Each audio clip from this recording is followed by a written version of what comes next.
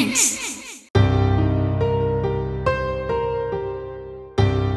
Grandpa, എന്നോട് ക്ഷമിക്കണേ. ഇനി ഞാൻ ഇങ്ങനെ ഒന്നും വരാതിരിക്കാൻ ശ്രമിക്കാം. സാരമില്ല റോമാക്സ്, എല്ലാം ശരിയായി ചെയ്ത് ജീവിത വിജയം വരിച്ചവരുടെ എണ്ണം തീരെ കുറവാണ്. ഓരോരോ കാര്യങ്ങൾ ചെയ്യുമ്പോൾ തെറ്റുകൾ വരികയാണെങ്കിൽ അവയെ മാറ്റി ശരിയുടെ വഴിയെ പോകുന്നതിലാണ് കാര്യം. ഇനി ഫെലിക്സിന്റെ മുഖത്ത് എങ്ങനെ നോക്കും?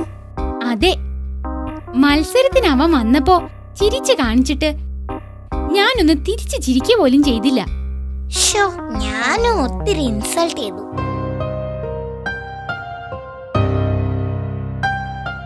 അതൊന്നും സാരമില്ല, അവൻ കാര്യങ്ങൾ മനസ്സിലാക്കിക്കോളും. കാരണം അവൻ്റേത് പരീക്ഷിക്കപ്പെട്ട ജീവിതമാണ്. ഒരു തരത്തിൽ പറഞ്ഞാൽ അത്തരത്തിലുള്ള ജീവിതങ്ങൾക്കേ വിലയുള്ളൂ. ഞാൻ ഇന്ന് തന്നെ ഫെലിക്സിനെ കണ്ടോളാം ഗ്രാൻഡ്പാ. അവനോടെല്ലാം ഏറ്റു പറഞ്ഞാലേ ഇനി എനിക്ക് ആശ്വാസമുള്ളൂ.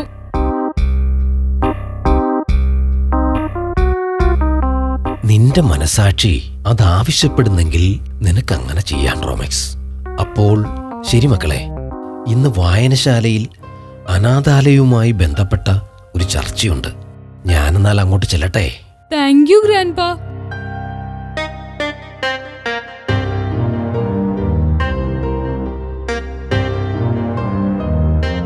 ഇതെന്താ മോളെ ഇത്രയും താമസിച്ചത്? ഞാൻ ഇന്നെന്റെ പഴയ ഒരു കൂട്ടുകാരിയെ കണ്ടു. അവളുമായി അല്പനേരം സംസാരിച്ചു നിന്നു. ആണോ? വളരെ കഷ്ടമാ അവളുടെ കാര്യം. ഞാൻ കുറച്ച് കാശ് കൊടുത്തു. അങ്ങനെയുള്ളവരെ കർത്താവ് കൈവിടില്ല മോളെ. അവളുടെ മകനും പ്രിൻസ് ഒക്കെ പഠിക്കുന്ന സ്കൂളിലാണത്രേ. അവരുടെ ഈ അവസ്ഥയൊക്കെ അറിഞ്ഞ് കുറച്ചു കുട്ടികൾ ഇന്നലെ അവർക്ക് കുറച്ച് പൈസ കൊടുത്ത് സഹായിച്ചത്രേ. അല്ല, അവളുടെ മകന്റെ പേര് ഫെലിക്സ് എന്നോ മറ്റോ ആണോ? അമ്മച്ചിക്ക് അവനെ അറിയാമോ?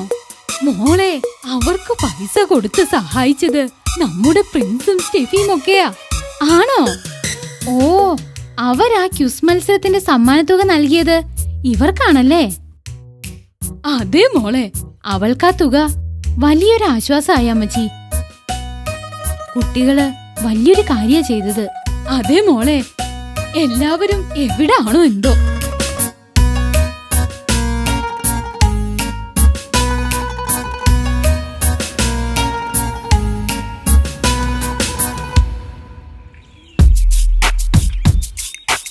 റോമാക്സ്, ഞാനൊരു കാര്യം ചോദിച്ചാൽ നീ സത്യം പറയൂ. എന്താ ആദം? എടാ, നിനക്ക് നാണമില്ലേ? പോട്ടെ ആദം, ഇനി തൊട്ട് ഞാൻ അങ്ങനെ ഒന്നും ചെയ്യില്ലെന്ന് പറഞ്ഞില്ലേ? ഇങ്ങനെ ചെയ്യില്ലെന്നല്ലേ പറഞ്ഞുള്ളൂ.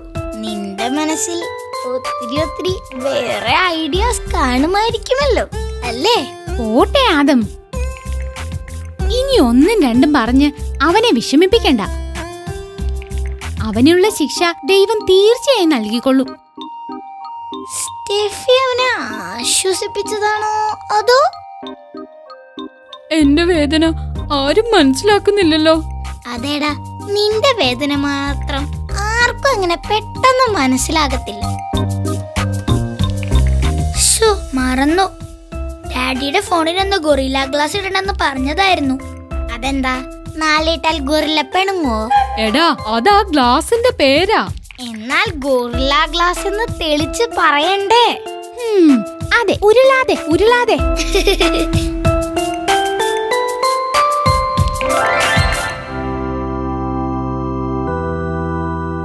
മീറ്റിംഗ് വെച്ചിട്ട് ആരെയും കാണുന്നില്ലല്ലോ തോമസേ. അതെ, പറഞ്ഞ സമയവും കഴിഞ്ഞു. നമുക്കെന്നാ ചർച്ചയിലോട്ട് കടന്നാലോ? ശരിക്കും ആ ഓർഫനേജിൽ എത്ര അന്തേവാസികളുണ്ട്? ഏകദേശം 150-ൽ പരം ആളുകൾ വരും. അതിൽ പകുതിയിലധികം കുട്ടികളാണ്. ഓ ജീസസ്, നമുക്കിപ്പോ അവർക്കായി എന്താണ് ചെയ്യാൻ സാധിക്കുക? എന്തു തന്നെ ആയാലും പ്രത്യേകിച്ച് കുട്ടികളുടെ കാര്യത്തിൽ അവരുടെ വരും ഭാവിയെ ലക്ഷ്യമാക്കിയുള്ള പദ്ധതികളായിരിക്കണം. അതായത് ഇപ്പോ എന്താ പറയുക? ഉദാഹരണത്തിന് തൊഴിലധിഷ്ഠിതമായ വിദ്യാഭ്യാസം നൽകുക, നല്ല നല്ല ക്ലാസുകൾ നൽകുക, അങ്ങനെ. ശരിയാ, അത് നല്ലൊരു പദ്ധതിയാണ്. അതിന്റെ ചിലവ് വായനശാലയ്ക്ക് ഏറ്റെടുക്കാം. എന്താ? കൊള്ളാം. അങ്ങനെ ആ കാര്യത്തിന് ഏകദേശം ഒരു രൂപമായി.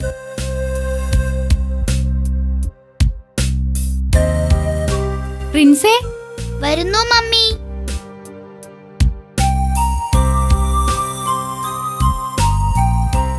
എന്താ മമ്മി?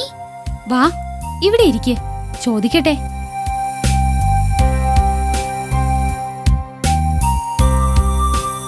എന്താ മമ്മി?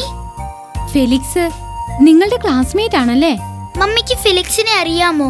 ഫെലിക്സിന്റെ അമ്മ മമ്മിയുടെ ഒരു പഴയ കൂട്ടുകാരിയായിരുന്നു. ആണോ? നിങ്ങൾ അങ്ങനെ ഒരു സഹായം ചെയ്തത് ആരും പറഞ്ഞില്ലല്ലോ.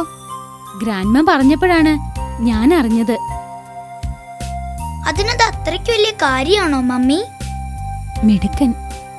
ഗ്രാൻഡ്പ വരാൻ താമസിക്കുമോ പ്രിൻസേ? എന്തോ മീറ്റിംഗ് ഉണ്ടെന്ന് പറഞ്ഞിട്ടാ ഗ്രാൻഡ്പ പോയത്. ശരി ശരി.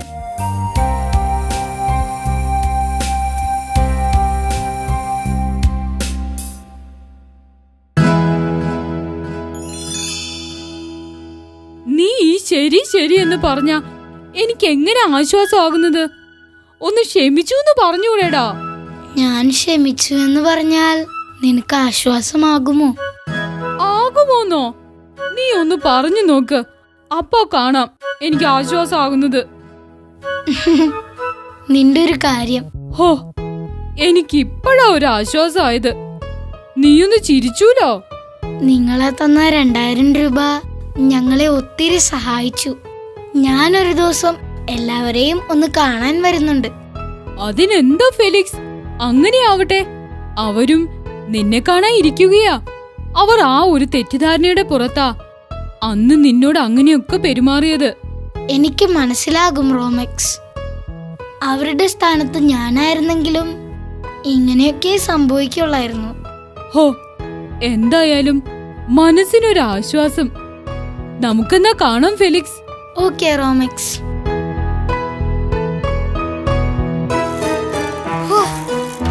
ഇനി ഞാനൊരിക്കലും ഈ ഹോമിയോ ഡോക്ടർമാരുടെ അടുത്ത് പോവില്ല. ഡോക്ടർമാരാണത്ര ഡോക്ടർ. ഇതെന്തിനാ എന്റെ കൂടെ വരുന്നത്? പൊക്കോണം.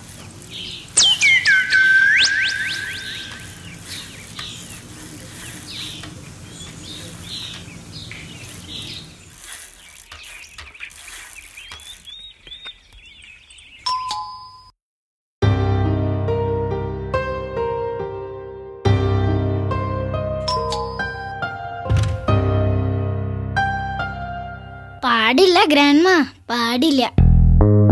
ഒരു ഹോമിയോ ഡോക്ടർ ഒരു കുട്ടിയോട് ഇങ്ങനെ ഒരിക്കലും പ്രവർത്തിക്കാൻ പാടില്ല. പാടില്ല ഗ്രാൻഡ്മ, പാടില്ല.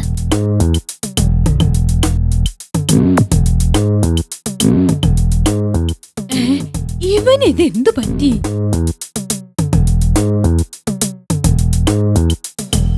നിങ്ങൾ ഇത്ര കൂട്ടുകാരായിരുന്നെന്ന് ഞാൻ അറിഞ്ഞില്ല മമ്മി.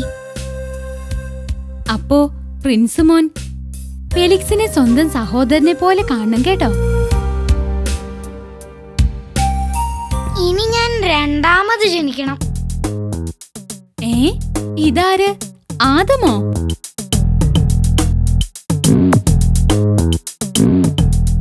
ഞാൻ കോമാളിയാക്കപ്പെട്ടു സാർ ആന്റി, കോമാളിയാക്കപ്പെട്ടു. ഇതെന്തൊക്കെയായി പറയുന്നത്? നീ ആദ്യം ഇവിടെ ഇരിക്കാതും. ഇനി പറയ, എന്താ സംഭവിച്ചത്? നമ്മുടെ ഹോമിയോ ആശുപത്രിയിലെ ആ ഡോക്ടറില്ലേ, ആ അജാന ബാബു. അജാന ബാബു? ആ അജാന ബാഹുവായ ഡോക്ടർ. ആ അജാന ബാഹു ആണോ? എന്താന്ന് വെച്ചാൽ ആകട്ടെ, ആ ഡോക്ടർ എന്നെ കളിയാക്കി സാർ ആന്റി. എന്താ അതും കാര്യം? വണ്ണം കുറയ്ക്കാൻ മരുന്ന് വേണമെന്ന് പറഞ്ഞു ചെന്ന എനിക്ക് ഒരു വലിയ കുപ്പി നിറയെ കുനുകുനാന്നുള്ള ഒരു മരുന്ന് തന്നു.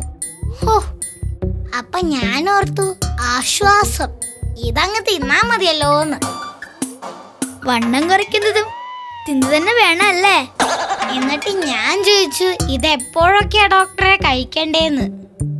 അപ്പോഴാ മനുഷ്യൻ എന്നോട് പറയുവാ ഇത് കഴിക്കാനുള്ളതല്ലാന്ന്. മരുന്ന് കഴിക്കാനുള്ളതല്ലെന്നോ? അതെ.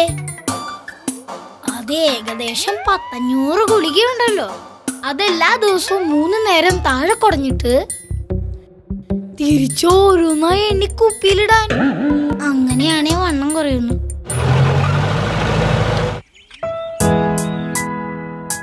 ആദം, നല്ലതുപോലെ വ്യായാമം ചെയ്താലേ വണ്ണം കുറയുകയുള്ളൂ.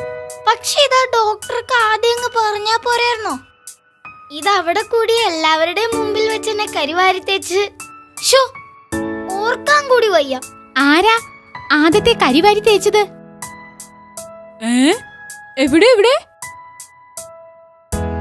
അപ്പച്ച, ഞാൻ ആ മരുന്നെടുത്ത് വെക്കാം. ഓക്കേ.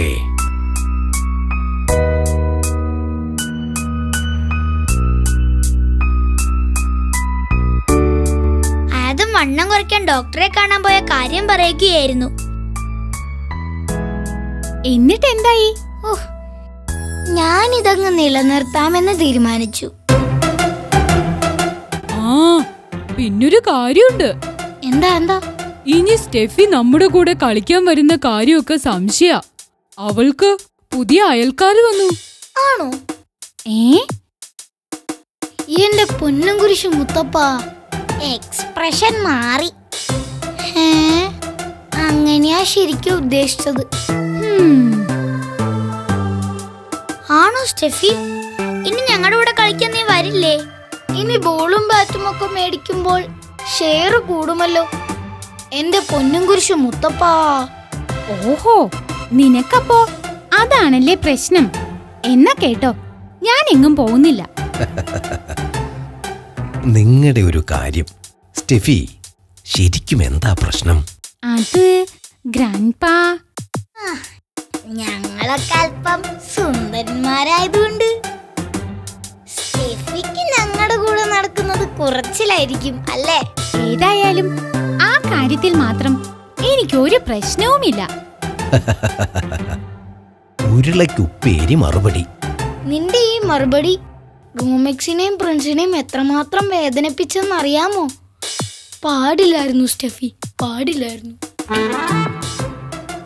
ഇപ്പോൾ ഇവിടെ എല്ലാവർക്കും മനസ്സിലായി അതാർക്കാ വേദനിച്ചെന്ന്. അങ്ങനെ ഇന്നത്തെ ദിവസം രണ്ടാമത് ഞാൻ എന്താ ഒരു എരുമ. സോറി ഒരുമ. ആദം, മതി. ഇന്നത്തെ നിന്റെ കോട്ട തീർന്നു.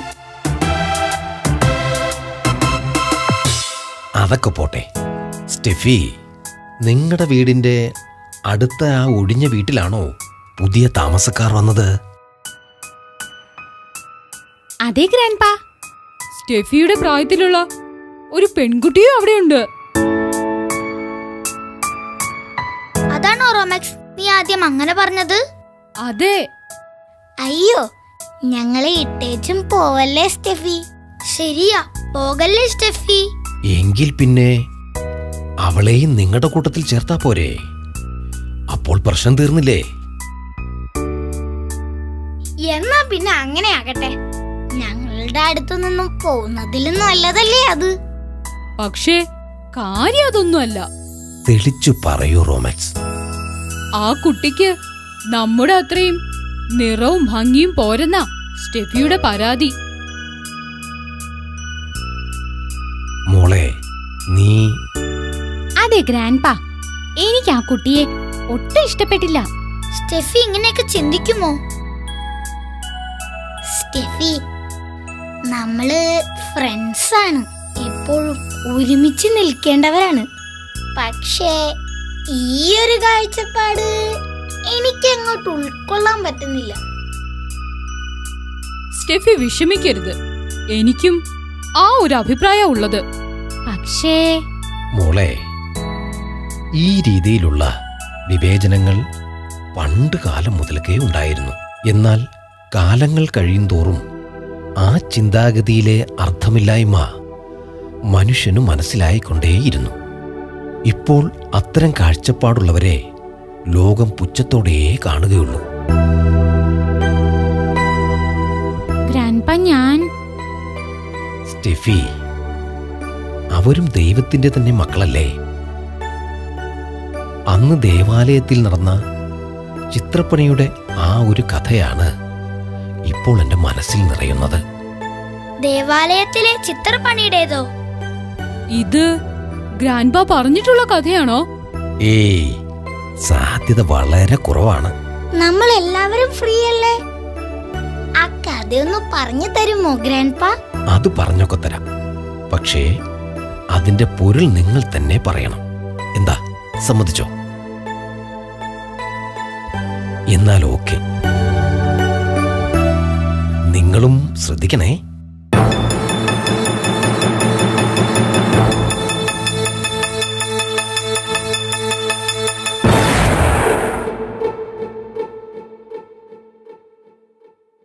അപ്പോൾ തുടങ്ങാം. ഒരിക്കൽ കുറേ ആളുകൾ ഒരു ദേവാലയം പണിയുകയായിരുന്നു.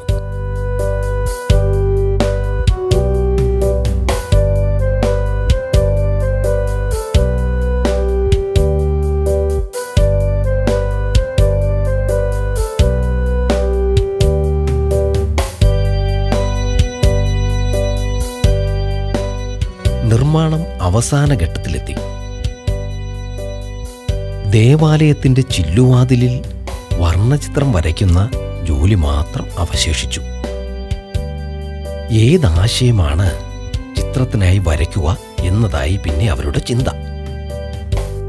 അവസാനം, ദൈവമേ നിൻ തിരുസിംഹാസനം ചൂഴ്ന്നുമേവുന്ന കുഞ്ഞുമക്കൾ, 1000 അരുമക്കിടാങ്ങൾ നിൻ തിരുമുമ്പിൽ നിന്നിടുന്നു എന്ന ഈരടികൾ അവർ ചിത്രത്തിനായി തെരഞ്ഞെടുത്തു.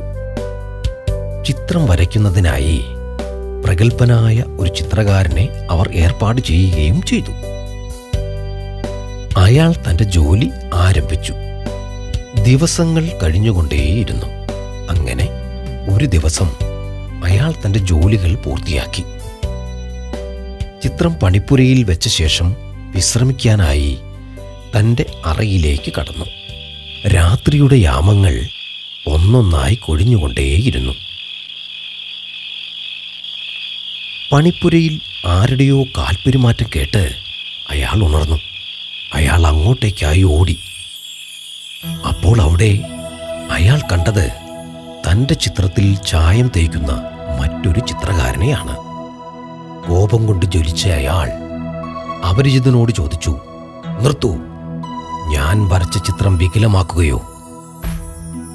അപ്പോൾ അപരിചിതൻ പറഞ്ഞു, നിങ്ങൾ വികലമായി വരച്ചതിനെ ഞാൻ ശരിയാക്കുകയാണ്.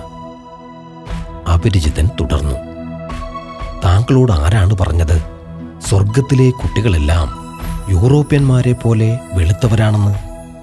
താങ്കൾ എന്തുകൊണ്ടാണ് ചിത്രത്തിൽ വെളുത്ത കുട്ടികളെ മാത്രം വരച്ചിരിക്കുന്നത്?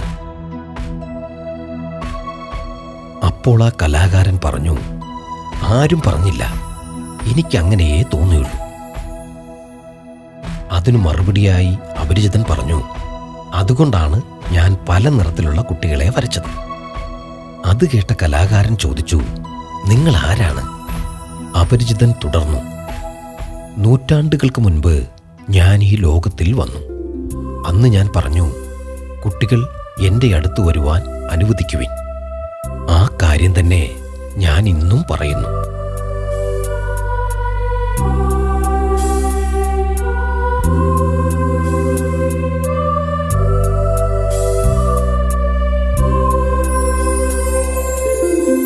ഇത്രയും പറഞ്ഞ് ആ വ്യക്തി അപ്രത്യക്ഷനായി. അത് യേശുവായിരുന്നു. എല്ലാ ശിശുക്കളും യേശുവിൻ്റെ അടുക്കൽ ഓടി അണയണമെന്ന് അവിടുന്ന് ആഗ്രഹിക്കുന്നു. സ്റ്റെഫിയുടെ മനസ്സിലുണ്ടായിരുന്ന ആ തെറ്റിദ്ധാരണയാണ് ഈ ഉരുകിയൊലിച്ച് കണ്ണുകളിലൂടെ പുറത്തു വന്നത്. Sorry grandpa. ഇപ്രകാരം ചെയ്തതിലൂടെ നിന്റെ മനസ്സ് പൂർവാധികം പരിശുദ്ധമായിരിക്കുന്നു. എല്ലാവരെയും ഒന്നായി കാണാം, ഒരുമയോടെ കഴിയാം, ഒരൊറ്റ മനസ്സായി മുന്നേറാം. ആ ഒരു അനുഗ്രഹത്തിനായി അവനോട് നമുക്ക് പ്രാർത്ഥിക്കാം.